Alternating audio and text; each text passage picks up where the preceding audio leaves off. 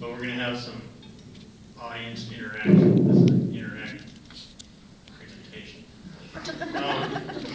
Okay, so we got the choice of Baxter Black, but I have to read it because I didn't get it memorized. Romantic tragedy. Yes.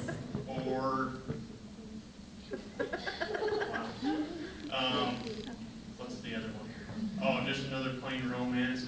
Or the reason why it's better to live 100 miles from town and not in town. So, 1, 2, 3, or 4. Romance. 4. This one, it's not really cowboy. It's actually from Australia. I don't know if I recited this one. All right, maybe. You guys have all seen The Man from Snowy River? Yeah, that's a poem. And it's a really long one, but that's not the one I'm going to recite. Just so you guys know that have seen the movie, for the girls, there's no girl in it. What? There's nothing romantic. It's all just guys running horses down. It's pretty awesome. But anyways, there's a character by the name of Clancy in it. He's a legend, you know, best horseman around. This is a poem about him, written by Banjo Patterson. It goes like this. I wrote him a letter which I had, for want of better knowledge, sent to where I met him, down to Lachlan years ago. He was shearing when I knew him, so I sent the letter to him just on spec, addressed as follows: Clancy of the Overflow. And an answer came directed in the written unexpected, and I think the same was written with a thumbnail dipped in tar. 'Twas his shearing mate who wrote it, and verbatim I will quote it. Clancy's gone to Queensland droving, and we don't know where he are. Then in my wilder attic fancy visions came to be a Clancy gone and droving up the Cooper where the western drovers go.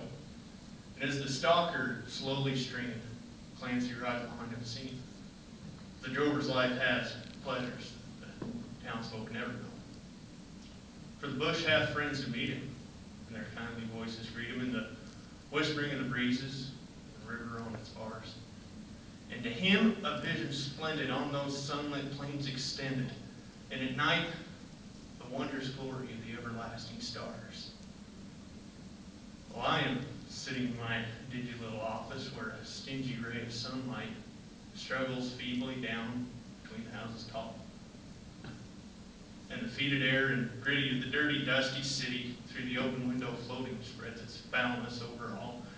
And in place of lowing cattle, I hear the fiendish rattle of the tramways and the buses making hurry up the street. And the gutter and the language uninviting of the gutter children fighting comes fitfully and faintly through the ceaseless tramp of feet. And the hurrying people daunt me, and their pallid faces haunt me as they shoulder one another in their rushed and eager haste. Their eager eyes and greedy in their stunted forms and weedy, these townsfolk have no time to grow. They have no time to waste. And I somehow rather fancied that I might trade with Clancy and take a turn at droving where the seasons come and go, while he faced the round eternal with the cash book and the journal. Of course, he'd never suit the office. Clancy of the Overflow.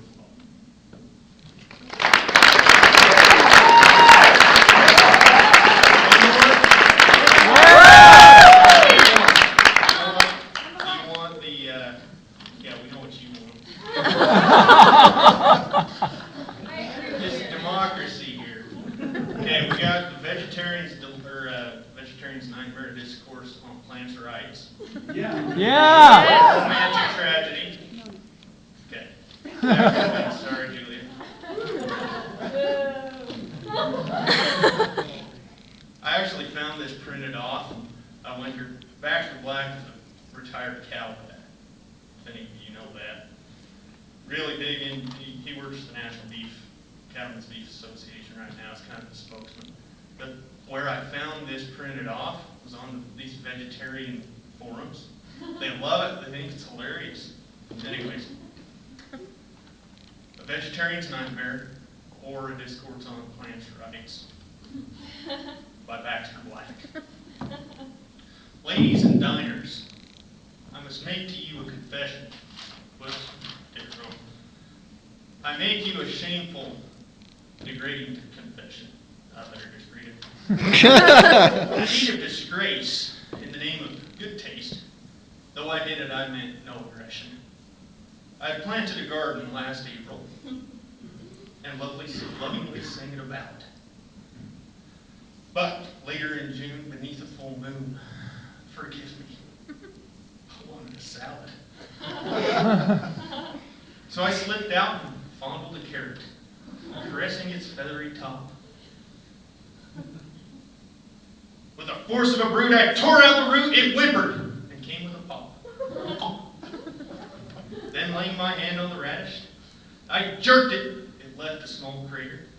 Then with the blade of my True Value spade, that didn't roll off right. Let me start over.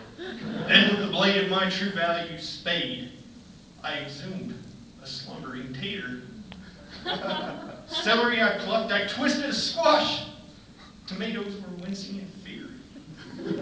I choked the romaine, it screamed out in pain, their anguish was filling my ears. I finally came to the lettuce as it cringed at the top of the row. With one wicked slice, I beheaded it twice. As it writhed, I dealt a death blow. I butchered the onions and parsley. My hoe was all covered in gore. I chopped and I whacked without looking back. And I stealthily slipped in the door. My bounty lay naked and dying. So I drowned them to stuff out their life. I sliced and I peeled and they thrashed and they reeled on the cutting board under my knife. Next one. I violated tomatoes so their innards could never survive. I grated and ground till they made not a sound. Then I boiled that tater alive. I took the small broken pieces I had tortured and killed with my hands. I tossed them together, heedless of whether they suffered or made their final demands. I ate them! Forgive me! I'm sorry, but hear me, though I'm a beginner, those plants feel pain too, though it's hard to explain to someone who eats them for dinner. I intend to begin a crusade for plants' rights, including the chickpeas. The ACLU is going to have to help me too, but in the meantime, would you pass the blue cheese?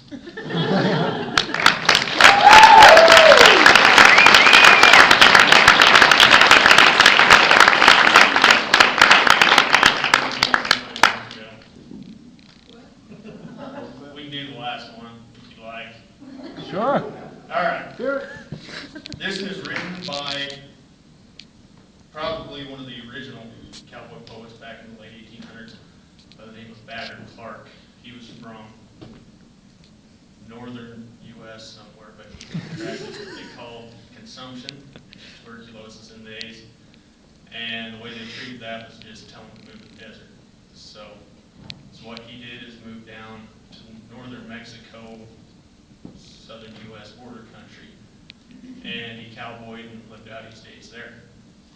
This is called a border affair, and I might have to cheat. I'll try to do it in my most romantic voice.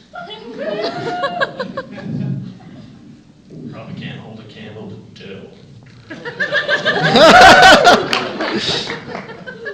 Spanish, it's loving tongues, soft as springtime, light as spray.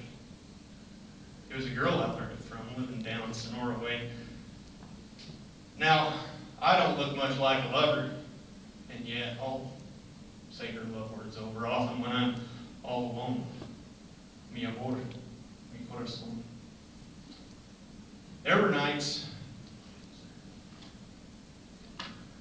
when she knew where I'd ride, and she'd listen for my spurs, and she'd fling that big door open wide and look up at me with them laughing eyes of hers, and my heart and I stopped beating when I heard her tender greeting whispered softly, for me and me alone, mi amor, mi corazón.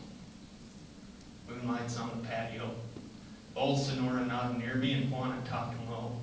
Sorry, Madre didn't hear. I wish you guys could see your faces, the girls anyway. Moonlight on the patio. Old Sonora nodding near. Me and Juana talking low, so her Madre didn't hear. Oh, how those hours would go to flying all too soon. I'd hear her sighing, a soft, sad little tone. Adios, mi corazón. Then one night I had to fly. I'd gotten into a stupid gambling fight. I had to say a swift goodbye. When I'd finally loosed her arms from clinging with the hooves, her words kept ringing as I rode north all alone. Adios, mi corazón. Now, I ain't never seen her since that night. I can't cross the line anymore, you see. Of course, she's Mexican, I was white. Like as not, it's better so. And yet, I've always sort of missed her since that night when last I kissed her. Left her heart and lost her own. Adios, mi corazón.